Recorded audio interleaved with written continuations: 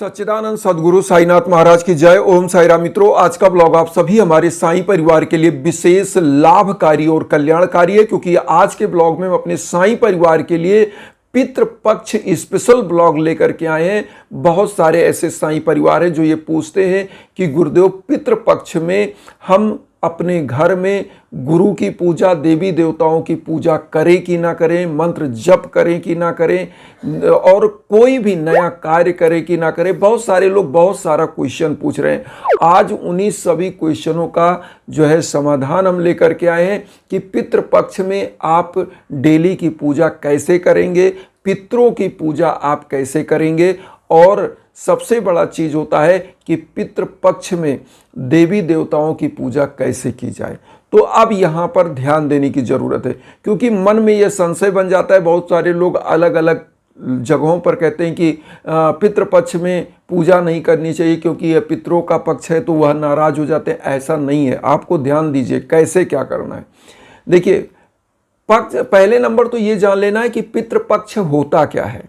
देखिए, पितृपक्ष जो होता है ये 15 दिन का एक पक्ष होता है, और 15 दिनों के लिए जो पितृपक्ष होता है, एक पक्ष 15 दिन का होता है, तो 15 दिनों के लिए स्वर्ग का द्वार भगवान के यहाँ से खुल जाता है, और समस्त पितृ अपने अपने परिजनों से मिलने के लिए 15 दिन के लिए धरती पर आते हैं और अपने अपने परिजनों के यहाँ निवास करते हैं। अब इन 15 दिनों में जो उनके परिजन हैं, अगर वह उनको अच्छे से भोग मान देते हैं, अच्छे से तर्पण करते हैं, उनके निमित्त जो है दान दक्षिणा करते हैं, जीव जंतुओं को भोजन कराते हैं, उनके निमित्त अच्छे अच्छे पकवान बना के भोग लगाते हैं, तो पितृ प्रसन्न हो जाते हैं और उनको आशीर्वाद देते हैं। क्योंकि पितृ कौन है? दूत के रूप में, भगवान के दूत के रूप में। तो 15 दिन के अंदर आप एक चीज जानिए, क्योंकि पितृ भगवान के दूत के रूप में है और हमारे लिए भगवान के तुल्य हैं, लेकिन भगवान से बड़े नहीं हैं। तो पितरों का तर्पण जो आप करते हैं, पितरों को जो भोग लगाते हैं, जब तक भगवान की पूजा नहीं करते हैं तब तक पितरों को वह भोग, वह तर्पण प्राप्त ही नहीं होता है। क्योंकि ऐसे पितृपक्ष में भगवान विष्णु की विशेष आराधना पूजा की जाती है, और भगवान विष्णु प्रसन्न होते हैं तो आपके पितरों को वो अच्छा स्थान देते हैं, और अच्छा स्थान जब पितृ प्राप्त करते हैं तो वह प्रसन्न होते हैं आपसे, क्योंकि आपके जो परिजन हैं वह भगवान के विशेष दूत हैं। वो वहाँ से आ रहे हैं, आपके द्वारा जब सेवा भाव वो प्राप्त करते हैं तो वो भी खुश होते हैं। तो भगवान प्रसन्न होते हैं जब, तो पितृ प्रसन्न होते हैं, और पितृ के लिए जब सेवा करते हैं तो पितृ अति प्रसन्न होते हैं। तो इस विशेष पक्ष में करना क्या है? पितृ गायत्री मंत्र का आप जप कर सकते, जो हम स्क्रीन पर भी दे रहे हैं वो आप देख लीजिए। जो इजी मंत्र है देख लीजिए, 2 मंत्र हम दे रहे हैं, दोनों में से आप देख लीजिए, जो मंत्र इजी लगे वो आप कर लीजिए। एक माला कम से कम जप करिए। घर में जो आपके घर में ऐसे समय में अच्छे अच्छे पकवान बनने चाहिए, फूल पत्तियां खूब लेके आइए। सबसे पहले भगवान की पूजा आराधना, जो डेली की पूजा आराधना करते हैं, साईं बाबा जो गुरुदेव हैं, अगर उनकी पूजा आराधना आप कर रहे हैं तो उनकी पूरा पूजा आराधना जो डेली की आप करते हैं, नियमित करते हैं, उसको करिए, क्योंकि पूजा को कभी रोकना नहीं है। तो भगवान की पूजा करिए, गुरु की पूजा करिए, उसके बाद पितृ की पूजा, फूल पत्ती उनको भी अर्पित करिए। अपने देवताओं के पास इस समय में पितृपक्ष में देवताओं के सम्मुख भी अच्छे अच्छे पकवान के भोग लगाइए, अच्छे फूल पत्तियां अर्पित करिए, घी का दीप जलाइए, धूप बत्ती जलाइए, घर का वातावरण बहुत ही अच्छा रखिए। तो इससे आपके पितृ भी प्रसन्न होते हैं। और पितरों को भी आप जहां आप अपने पितृ को स्थापित किए वहां पर क्या करिए? फूल पत्ती चढ़ाइए, धूप बत्ती जलाइए, दीप जलाइए, उनके लिए भोग जो है वह जो घर में आहार बनाइए, इस समय में अच्छे अच्छे पकवान बना के उनको भोग खिलाइए। और उसके बाद अगर पक्षियां आती हैं, जैसे कौवे आते हैं, कौवे को भी पितृ के रूप में माना जाता है, तो अगर कौवों को भी आप जो है इस समय में पितृपक्ष में रोटी बना करके खिलाते हैं और उनको गुड़ खिलाते हैं, अच्छे पकवान देते हैं, तो ऐसे मान्यता है कि आपके जो पितृ होते हैं वो कौवा का रूप धारण करके आते हैं, तो वो भी अति प्रसन्न होते हैं। तो कौवे पक्षियों को भी इस समय, जानवरों जीव जंतुओं को देना चाहिए।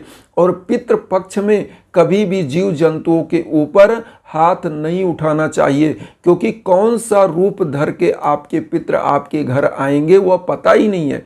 इसीलिए पितृ पक्ष में किसी जीव जंतु को मारना नहीं चाहिए। पितृ पक्ष में एक चीज़ और ध्यान दीजिए कि पितृ नाराज कब होते हैं। पितृपक्ष में दारू शराब मदिरा व्यसन नहीं करना चाहिए। पितृपक्ष में मांस वगैरह जो खाने वाले उनको भी वर्जित रहता, नहीं खाना चाहिए।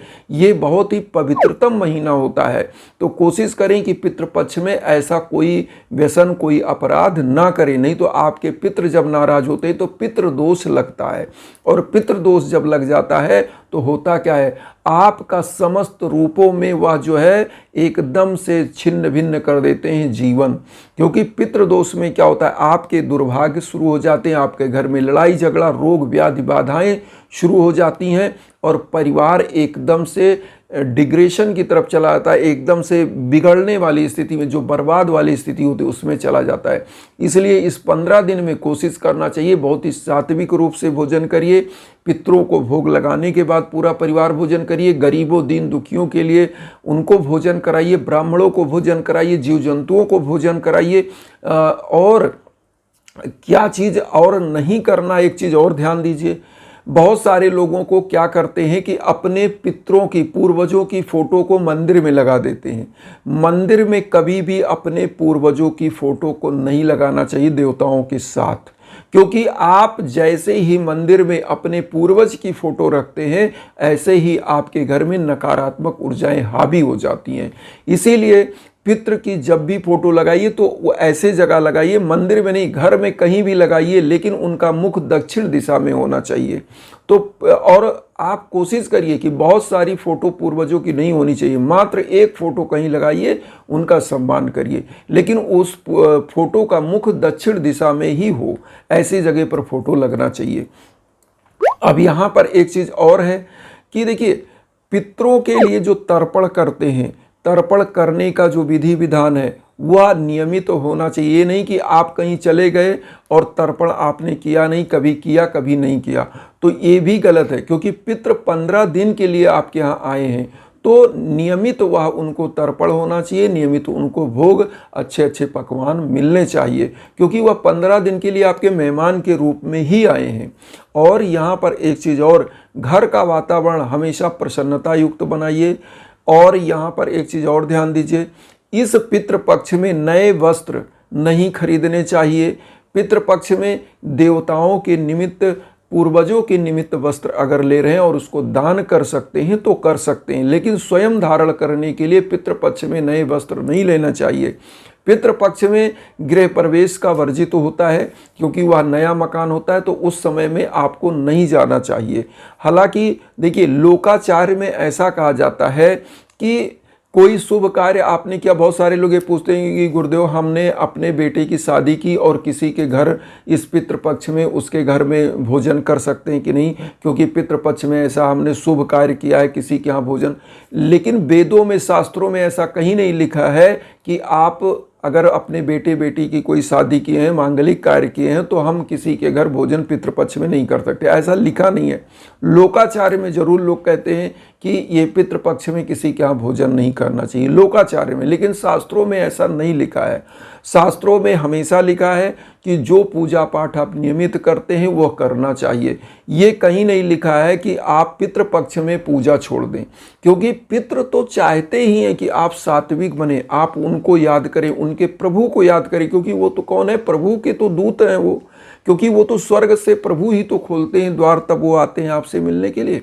तो जब अपने देवी देवताओं की पूजा करते हैं और अपने पितरों को भी सम्मान देते हैं इस पितृपक्ष में, तो वो अति प्रसन्न होते हैं। और एक चीज़ और बता दें, इस पितृपक्ष में पितृदोष के लिए भी बहुत ही अच्छे यज्ञ याजन करना चाहिए। पीपल वृक्ष में दीप जलाकर एक लोटा जल डालिए और वहाँ पर ओम नमो भगवते वासुदेवाय नमः मंत्र का जप करना चाहिए।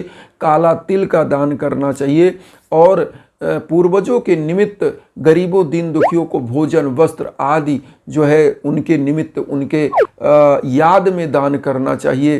तो दान दक्षिणा देने से भी पूर्वज खुश होते हैं क्योंकि उनको तृप्ति मिलती है, और जब तृप्ति मिलती है तो वो आपके दुर्भाग्य को भी दूर करते हैं, ये भी जानिए। क्योंकि पितृपक्ष में जब आपके पितृ खूब खुश हो जाते हैं देवी देवताओं की पूजा करने से, दान दक्षिणा करने से, तो आपके परिवार का कल्याण करते हैं, क्योंकि वो अपना परिवार मानकर। और जब आप उनकी पूजा पाठ सही से नहीं करते, उनका तर्पण अच्छे से नहीं करते, तो वह नाराज हो जाते हैं और आपके जीवन को एकदम डैमेज कर देते हैं।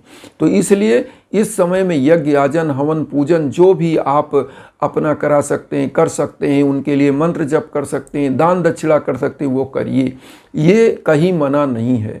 इसीलिए नए पूजा पाठ जो विशाल आप अपने घर में आयोजन है वो नहीं करना है, वो बड़ी पूजा पाठ आप अपने घर में नहीं आयोजन करा सकते, बस ये चीज़ है। लेकिन नियमित जो पूजाएं हैं वो आप कर सकते हैं। कहीं पे आप दूसरे के द्वारा कराना चाहे तो वो करा सकते हैं, लेकिन स्वयं आप कोई बड़ी पूजा का आयोजन अपने घर में नहीं कर सकते। इसीलिए गृह प्रवेश वर्जित होता है, इस समय में मुंडन संस्कार वर्जित होता है, शादी ब्याह वर्जित होता है। तो ये जो है पक्ष पितरों का होता है। आप लोगों से एक चीज़ और विनम्र निवेदन करेंगे कि हमारे उन सभी बंधु बांधव जो भी किसी कारण से कष्ट में, दुख में हो, जैसे संतान प्राप्ति की, दाम्पत्य जीवन में कोई बाधा हो, आपका दुर्भाग्य चल रहा हो, आपके घर में किसी प्रकार की ग्रह बाधाएं हों, तो ऐसे समयों में यज्ञ याजन हवन के लिए हमारे इंस्टाग्राम पर आप संपर्क कर सकते हैं। और उन सभी बंधु बांधवों को यह वीडियो जरूर शेयर करिए जो किन्हीं कारणों से कष्ट दुख में हो। इन्हीं भावनाओं के साथ ओम शायरा।